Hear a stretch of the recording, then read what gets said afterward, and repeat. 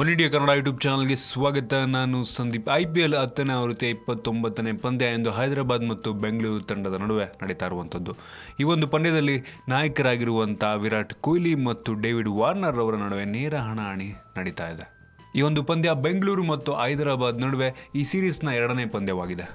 ಇನ್ನು ಪಾಯಿಂಟ್ ಟೇಬಲ್ನ ನೋಡಿದ್ರೆ ಬೆಂಗಳೂರು ತಂಡ ಆಡಿರುವಂಥ 7 ಪಂದ್ಯಗಳಲ್ಲಿ ಕೇವಲ 2 ಗೆದ್ದು 5 ಸೋತು 4 ಪಾಯಿಂಟ್ಗಳೊಂದಿಗೆ ಕೊನೆಯ ಸ್ಥಾನವನ್ನು ಪಡ್ಕೊಂಡಿರುವಂಥದ್ದು. ಇನ್ನು ಹೈದರಾಬಾದ್ ತಂಡ ಆಡಿರುವಂಥ 7 ಪಂದ್ಯಗಳಲ್ಲಿ 4 ಗೆದ್ದು 3 ಸೋತು 8 ಪಾಯಿಂಟ್ಗಳೊಂದಿಗೆ 3ನೇ ಸ್ಥಾನವನ್ನು ಪಡ್ಕೊಂಡಿದೆ. ಈ ಪಂದ್ಯದಲ್ಲಿ ಏನಾದರೂ ಹೈದರಾಬಾದ್ ತಂಡ ಜಯವನ್ನು ಸಾಧಿಸಿದ್ರೆ 2ನೇ ಸ್ಥಾನವನ್ನು ಪಡೆಯುವಂಥ ಚಾನ್ಸ್ ಇರುತ್ತೆ. ಇನ್ನು ಕಳೆದ ಪಂದ್ಯದಲ್ಲಿ ಕಲ್ಕತ್ತಾ ವಿರುದ್ಧ ಹೀನಾಯ ಸೋಲನ್ನು ಕಂಡಿದ್ದಂಥ ಬೆಂಗಳೂರು ತಂಡ ಈ ಪಂದ್ಯದಲ್ಲಿ ಜಯವನ್ನು ಸಾಧಿಸುವಲ್ಲಿ ಮುನ್ನೋಡ್ತಾ ಇದೆ.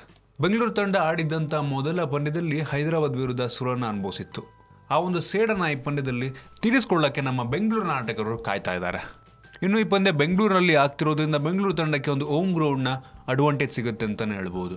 ಇನ್ನು ಬೆಂಗಳೂರು ಪರ ಯಾವ 11 ಆಟಗಾರರು ಆಡಬಹುದಾದಂಥ ಸಾಧ್ಯತೆ ಇದೆ ಅಂತ ನೋಡೋದಾದರೆ ನಾಯಕರಾಗಿ ವಿರಾಟ್ ಕೊಹ್ಲಿ ಅವರಿದ್ದರೆ Chris Gayle, AB de Villiers, Kedar Jadhav, Mandeep Singh, Stuart Binny, Pawan Negi, Samuel Badree, Tymal Mills, Sreenath Aravind ಮತ್ತು ಚಾಹಲ್ ಅವರು ಆಡುವಂಥ ಸಾಧ್ಯತೆ ಇದೆ. ಕಾದು ನೋಡಬೇಕಾಗಿದೆ ಬೆಂಗಳೂರು ತಂಡ ಯಾವ ರೀತಿ ಹೈದರಾಬಾದ್ ವಿರುದ್ಧ ಪ್ರದರ್ಶನವನ್ನು ಮಾಡುತ್ತೆ ಅಂತ.